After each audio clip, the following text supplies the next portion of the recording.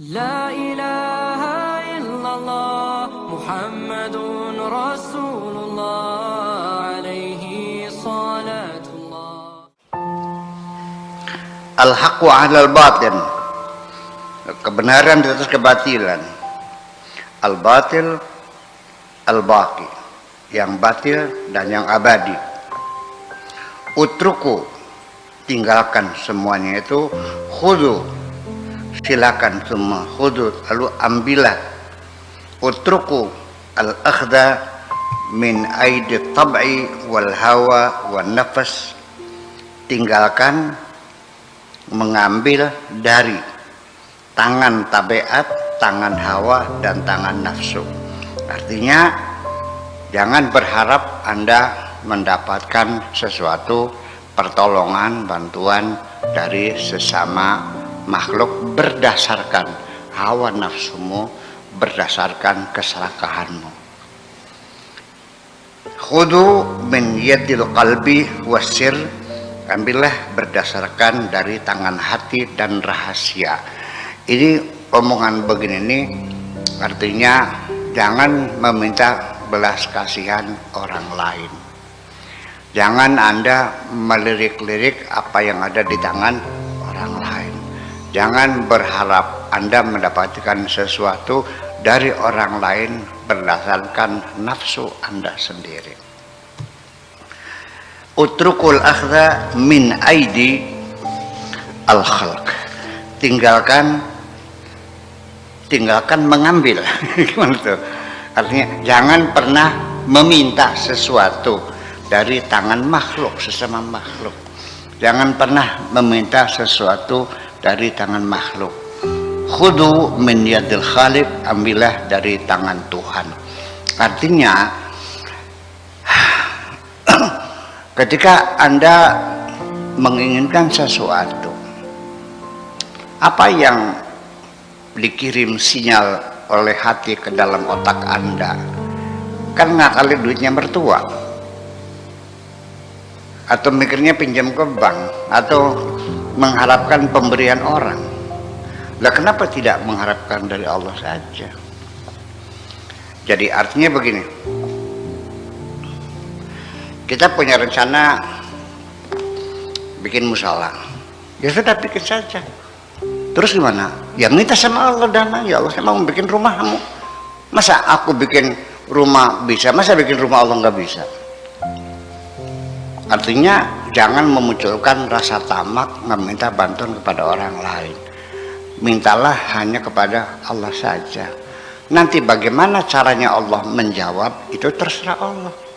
Apa Allah langsung dijatuhkan emasnya 3 kintal ke kepala kamu? Gitu.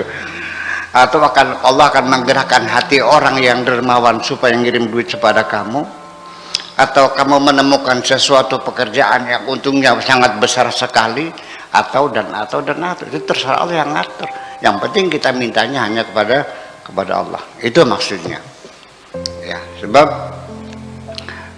ketika kita masih selalu berharap kebaikan-kebaikan dari orang lain, ini sangat melelahkan dan membuat kita sering kecewa.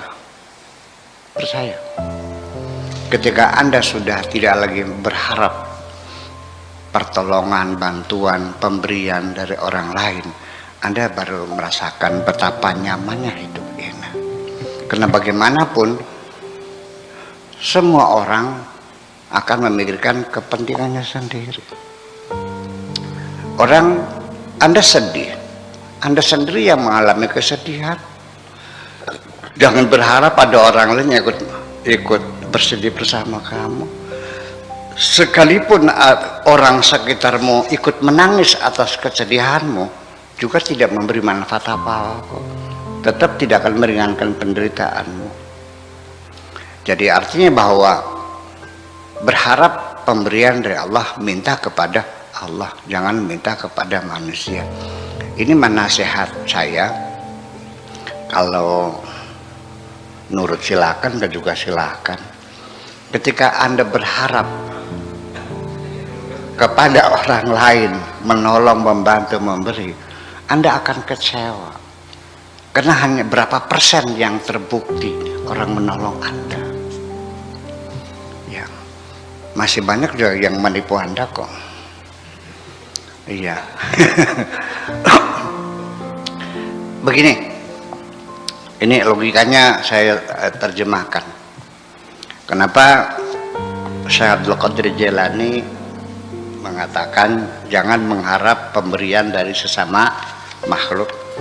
Ya, berharaplah pemberian hanya dari Al-Khaliq, daripada Allah saja. Karena bagaimanapun ketika Anda meminta bantuan seseorang, apakah uang, apakah tenaga, apakah pikiran dan sebagainya, orang lainnya kan ketika membantu Anda kan ada persyaratan, ada sesuatu yang bisa diserahkan. Kalau Anda minta uang, ada uangnya. Artinya orang itu akan menolongmu kalau dia punya uang. Satu kan? Sekarang orang itu sudah punya uang. Apa otomatis membantu kamu? Tidak. Akan tergantung kepada kondisi yang lain. Itu kalau dia tidak membutuhkan. Kalau dia punya uang, tapi dia butuh sendiri, dipakai sendiri, itu membantu kamu. Betul kan? Ya, saya punya uang 25.000 buat makan di Padang. Anda minta uang buat makan, mungkinkah saya serahkan kepada Anda dan biar saya nggak makan? Sangat tidak mungkin. Ada disanjung oleh Allah, bayu uthiruna ala anfusihim walau kanu bihim khasasah. Mereka memprioritaskan orang lain dulu sampai mereka menderita sendiri. Itu jarang terjadi, dan itulah yang paling hebat. Jadi satu, kalau uangnya ada. Yang kedua, kalau nggak butuh sendiri. Yang ketiga, kalau dia ibad, kalau dia suka kepada Anda, kalau nggak suka, betul nggak? Iya kan? Jadi masih berlapis-lapis. Jadi makanya sampai sekarang ini saya meyakini ketika ada orang membantu saya dengan uang, dengan tenaga, dengan pikiran, itu sesungguhnya yang menggerakkan hati mereka hanya Allah yang bisa menggerakkan hati mereka. Bukan karena kepandaianku membujuk orang, bukan karena kepandaianku mengadakan pendekatan-pendekatan yang persuasif, nggak ada. Kalau mau dasarnya nggak seneng ya bakal nggak mungkin akan dibantu. Pinjam, ya pinjam juga sama kalau percaya, kalau enggak. Jadi artinya betapa sulitnya mendapatkan pertolongan dari Tuhan, dari sama manusia. Tapi kalau kami minta tolong hanya kepada Allah, semuanya tidak ada. Yang ada hanya innama amruhu idza arada syai'an an yaqula lahu kun fayakun. Bagaimana saya terserah Allah, itu saja persoalannya. Nah, itulah. Jadi kalau Anda tidak ingin mengurangi kekecewaan, ya cobalah belajar jangan meminta bantuan, mengharapkan kebaikan-kebaikan orang lain. Karena Anda sendiri akan sering mengalami kecewa. Karena tidak mungkin semua orang akan menuruti kehendakmu.